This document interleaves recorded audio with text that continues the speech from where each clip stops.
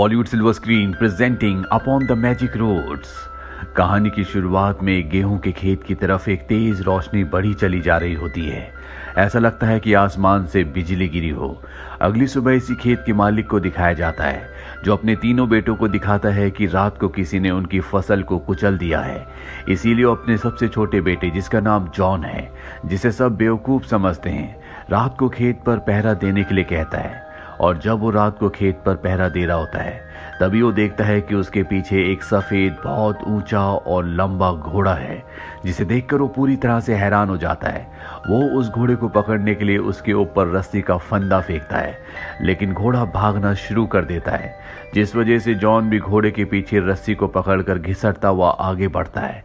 और अगले पल वो घोड़ा एक दलदल में गिर जाता है। ये देखकर जॉन को बहुत दुख होता है, इसीलिए वो घोड़े की रस्सी को एक विंडमिल के साथ बांधकर उसे दलदल से बाहर निकाल देता है।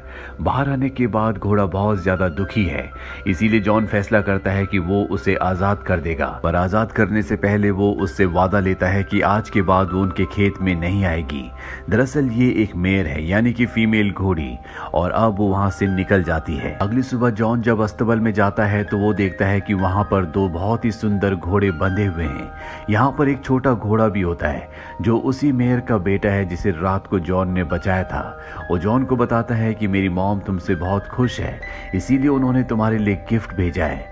अब जॉन देखता है कि उसके पिता अस्तबल की तरफ आ रहे हैं, और वो नहीं चाहता कि उन्हें इन घोड़ों के बारे में पता चले, इसीलिए वो अपने पिता को बाहर से ही वापस भेज देता है। और इसके बाद एक बार फिर से वो उस छोटे घोड़े के पास आता है, जिसका नाम फॉल है। वो फॉल के ऊपर बैठता है और उसे भागने के लिए कहता है। और जब फॉल भागता है तो पूरी तरह से हैरान हो जाता है, क्योंकि फॉल की स्पीड बिजली से भी ज्यादा तेज होती है। इसके बाद फॉल उन दोनों घोड़ों को भी यहाँ पर बुला लेता है, जो अस्तबल में है। और जॉन फैसला करता है कि वो इन दोनों घोड़ों को बाजार में बेचकर बहुत अच्छे पैसे कमाएगा। और जब जॉन घोड़ों को लेकर बाजार जाता है तो सब के सब इन शानदार घोड़ों को देखकर हैरान हो जाते हैं।